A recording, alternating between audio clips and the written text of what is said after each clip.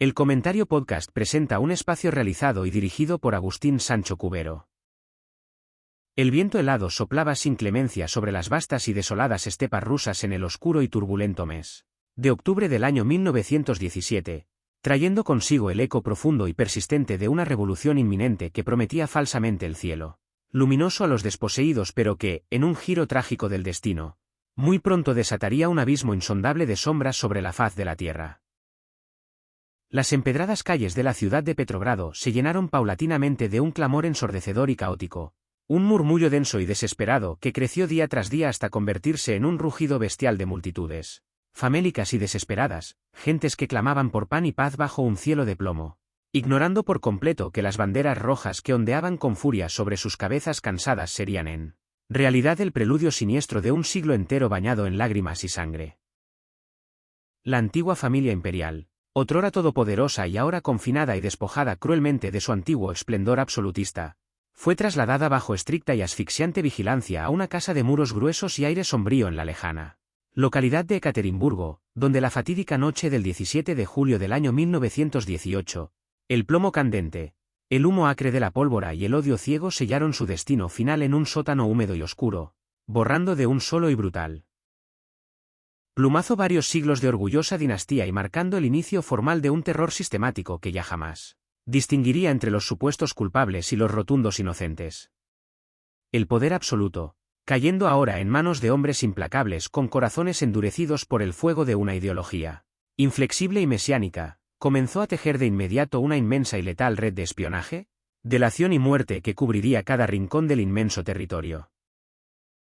La policía secreta, conocida en sus primeros días por unas siglas que pronto infundirían un pavor paralizante en el alma de cada ciudadano, empezó a operar sigilosamente en las profundas sombras de la noche, llamando a las puertas de madera con golpes secos de madrugada, arrancando sin piedad a padres de familia de sus lechos calientes, separando a los hijos de las madres y haciéndolos desaparecer para siempre en las insondables profundidades de celdas húmedas, frías y desprovistas de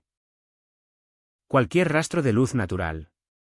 En aquellos recintos de pesadilla no existían los juicios justos ni las garantías, solo operaban tribunales revolucionarios sumarios que dictaban continuas sentencias de muerte con una frialdad y una celeridad espeluznantes, justificando cada ejecución sumaria, cada tortura y cada exilio en el sacrosanto nombre de un futuro utópico y perfecto que, como un espejismo en el desierto, siempre parecía alejarse un paso más cada vez que la sociedad creía acercarse a él.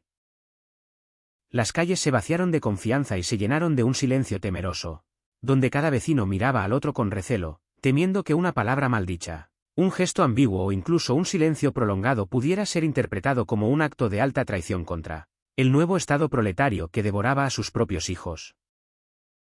A medida que los angustiosos años avanzaban, el control gubernamental sobre la exhausta población se volvía cada vez más férreo, intrusivo y asfixiante, extendiendo finalmente sus temibles garras hacia el campo, hacia las vastas, ricas y fértiles tierras negras de Ucrania, tradicionalmente conocidas y veneradas como el inagotable granero de Europa. En la incipiente y dramática década de los años 30, un nuevo líder supremo, caracterizado por un bigote espeso y una mirada de acero inescrutable, decidió desde la comodidad de su lejano despacho que la milenaria agricultura debía ser colectivizada a la fuerza y sin excepción, arrebatando a los orgullosos y trabajadores campesinos sus tierras ancestrales, sus animales de tiro y su propia dignidad humana. Las brigadas de activistas fanáticos barrieron las tranquilas aldeas como una plaga bíblica, registrando cada granero, cada escondite y cada hogar, confiscando hasta el último grano de trigo dorado, la semilla para la próxima siembra e incluso los alimentos de las despensas familiares, dejando a poblaciones enteras literalmente sin nada que llevarse a la boca, justo cuando el implacable invierno ruso se cernía sobre ellos con su pesado manto blanco y mortal. El hambre atroz y calculada comenzó entonces a devorar los cuerpos frágiles desde adentro hacia afuera, vaciando de toda chispa de vida los ojos de los niños pequeños, hinchando sus vientres en una grotesca y dolorosa parodia de la abundancia mientras sus extremidades se reducían a palos cubiertos de piel traslúcida.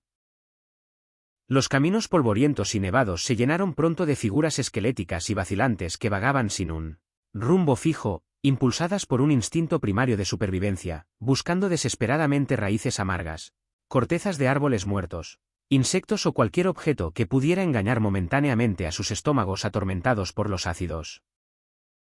Las madres desconsoladas lloraban lágrimas secas porque sus cuerpos deshidratados ya no podían producir humedad, velando sobre los cuerpos yertos de sus hijos amados, físicamente incapaces de cavar sepulturas decentes en la tierra endurecida y congelada por el frío extremo. Pueblos enteros, antes llenos de canciones y risas, quedaron sumidos en un silencio sepulcral y definitivo, rotos únicamente por el aullido constante del viento helado a través de las ventanas rotas de las chozas, abandonadas y por los escasos y débiles gemidos de los moribundos. Millones de almas puras se apagaron lentamente en esa vasta llanura cubierta de nieve, convertidas en víctimas directas de una hambruna diseñada, planificada y ejecutada fríamente en los oscuros despachos de Moscú, constituyendo un crimen monstruoso y silencioso que el resto del mundo, cegado por la propaganda, tardaría muchas décadas en reconocer, llorar y comprender en toda su horripilante magnitud. Pero el terror de Estado no se limitó de ninguna manera a los campos lejanos o a las nacionalidades periféricas, sino que se infiltró de manera perniciosa en el corazón mismo del partido gobernante y de la sociedad urbana, durante la terrible época de las grandes purgas que ensangrentaron la capital. Absolutamente nadie estaba a salvo de la máquina de picar carne humana, ni los generales más condecorados y leales, ni los poetas más brillantes y aclamados, ni los ingenieros más necesarios, ni los vecinos más comunes e inofensivos. Una simple palabra pronunciada en un bar, una queja sobre el precio del pan, una mirada mal interpretada por un informante o una acusación anónima redactada por un colega envidioso, eran razones más que suficientes para sellar el destino catastrófico de un hombre o una mujer. Las imponentes prisiones de la ciudad se abarrotaron hasta límites inhumanos. Los interrogatorios nocturnos se prolongaban durante días y semanas sin fin, bajo luces cegadoras que quemaban las retinas y mediante golpizas sistemáticas que quebraban los huesos, los órganos y el espíritu, hasta que los prisioneros, totalmente exhaustos, desorientados y rotos por dentro, terminaban firmando confesiones delirantes sobre crímenes absurdos, espionajes imposibles y conspiraciones inexistentes contra el amado líder. Luego de las farsas judiciales venían irremediablemente los trenes, largas e interminables filas de vagones de carga diseñados para el transporte de ganado que cruzaban lentamente la inmensidad blanca de Siberia, transportando apretujados cargamentos humanos hacia el vasto archipiélago de los campos de trabajo forzado. En lugares remotos y desolados como Colima, donde las temperaturas invernales descendían a niveles incompatibles con la existencia humana, los prisioneros eran obligados a extraer oro, carbón y minerales de la tierra eternamente congelada, usando picos romos y palas desgastadas mientras sus propios cuerpos marchitos se consumían rápidamente por el frío polar, las enfermedades carenciales como el escorbuto y el agotamiento extremo producto de raciones de pan negro que apenas servían para prolongar la agonía. Hombres y mujeres de todas las profesiones, despojados de sus identidades pasadas y convertidos en simples números cosidos a sus abrigos harapientos, morían por decenas de miles en aquellas minas a cielo abierto. Sus cadáveres congelados eran arrojados sin ceremonias a fosas comunes excavadas en el permafrost, olvidados por un sistema burocrático que los consideraba simple materia prima desechable para la gloriosa construcción del socialismo. La nieve caía sin cesar desde un cielo siempre gris, cubriendo piadosamente las huellas del sufrimiento infinito, sepultando para siempre las voces apagadas de aquellos que se atrevieron a pensar diferente o que simplemente tuvieron la mala suerte de existir en el momento equivocado. El eco persistente de esta inmensa tragedia cruzó los vastos continentes y encontró un terreno trágicamente fértil en las inabarcables extensiones de Asia, donde otro imperio milenario, lleno de campesinos pobres y tradiciones ancestrales, despertaba abruptamente a la fiebre destructiva de la revolución radical. En el dorado mes de octubre del año 1949, un líder astuto de rostro redondo y discurso embriagador proclamó ufano el nacimiento de una nueva y radiante República Popular desde la plaza más grande y emblemática del mundo, prometiendo solemne levantar a su inmenso pueblo de la humillación extranjera y de la pobreza secular. Sin embargo, la caprichosa historia parecía empeñada en repetir sus capítulos más oscuros y sangrientos con una fidelidad aterradora. A finales de la convulsa década de 1950, el Gran Timonel lanzó una campaña monumental y catastrófica conocida oficialmente como el Gran Salto Adelante, un experimento social, agrícola y económico de proporciones verdaderamente apocalípticas que pretendía, en su delirio, transformar un país eminentemente agrícola y atrasado en una potencia industrial de primer orden en apenas un parpadeo de la historia.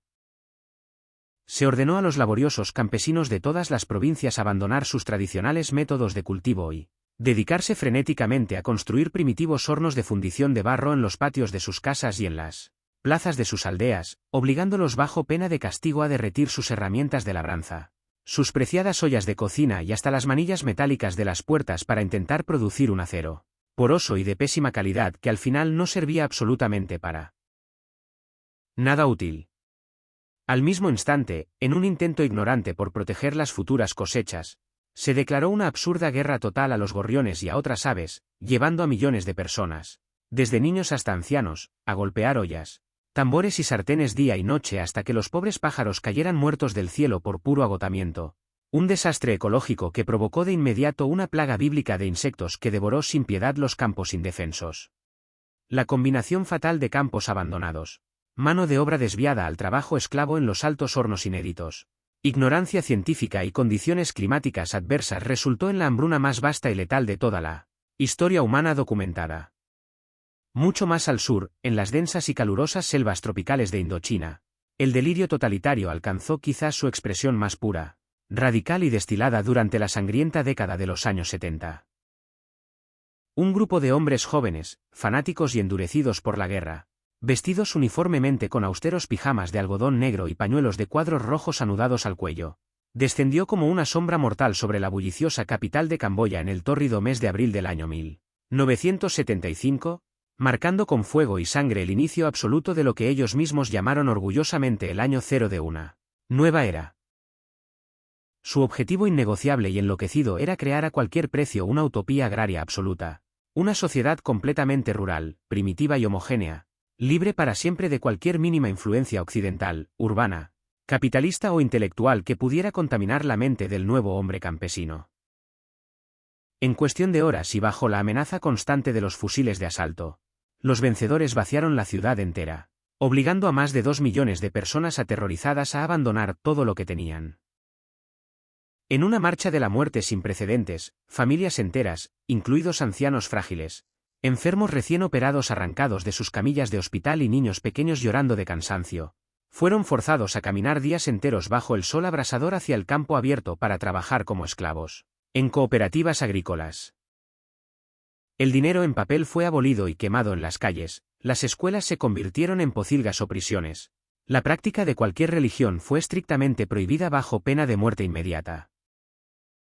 En aquella pesadilla hecha realidad, cualquiera que usara gafas para leer, que tuviera las manos suaves sin callos, que supiera hablar un idioma extranjero como el francés o que simplemente mostrara un atisbo de pensamiento independiente era inmediatamente considerado un enemigo mortal del Estado revolucionario y condenado a una muerte segura. Las prisiones de tortura se instalaron cínicamente en antiguas escuelas secundarias, donde las aulas infantiles se dividieron en celdas minúsculas e insalubres de ladrillo desnudo y los patios de recreo se convirtieron en siniestras salas de interrogatorio de las que muy pocos salían con vida para contar lo sucedido.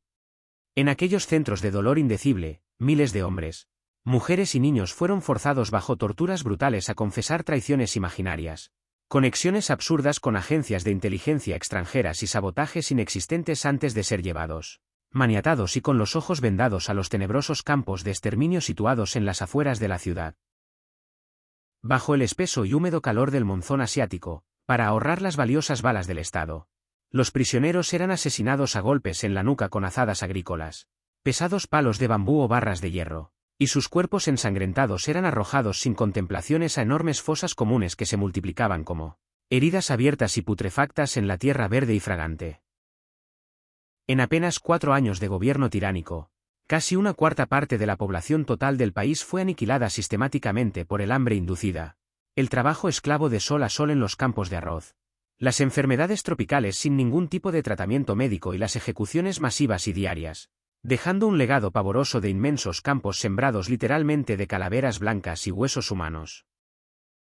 Sin embargo, el inmenso peso acumulado a lo largo de los años de tantas mentiras insostenibles, corrupciones ocultas, ineficiencias estructurales y un océano de sufrimiento humano silencioso, terminó inevitablemente por erosionar los profundos y oxidados cimientos de este coloso imperial de pies de barro. A finales de la convulsa década de 1980, el gigantesco sistema global comenzó a resquebrajarse peligrosamente bajo su propio e insoportable peso burocrático.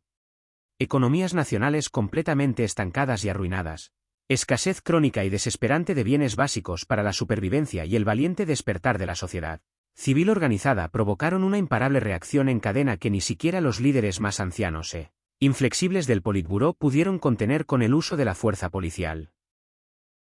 En el histórico y glorioso otoño del año 1989, el ignominioso muro de hormigón manchado de sangre que había dividido dolorosamente la ciudad de Berlín durante décadas y que había simbolizado la cruel opresión de todo el continente europeo, finalmente cayó derrumbado bajo los alegres martillazos de ciudadanos jubilosos que habían perdido por completo el miedo a los tiranos que los gobernaban. Sus desgarradoras historias personales, a menudo deliberadamente silenciadas por la censura, ocultadas en archivos secretos o enterradas bajo densas capas de nieve siberiana, barro camboyano o espesa selva asiática, claman todavía hoy desde la oscuridad de la tierra, exigiendo con justicia ser recordadas y honradas por el mundo libre.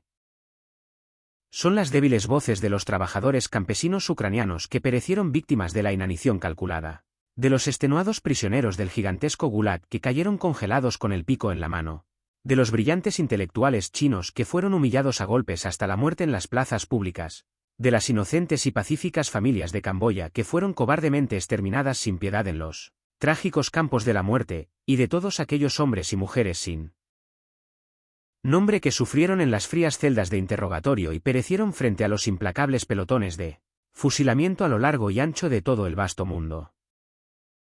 Este relato inmenso, doloroso y universal de padecimiento y extraordinaria resistencia humana debe mantenerse vivo como un recordatorio perpetuo y rotundo de los grandes e inminentes peligros que siempre acechan a la sociedad cuando el poder político absoluto y sin frenos se viste seductoramente con la falsa promesa de la salvación colectiva y exige a cambio la sumisión ciega y total del individuo pensante a la voluntad suprema de un Estado todopoderoso, erigiéndose como un oscuro y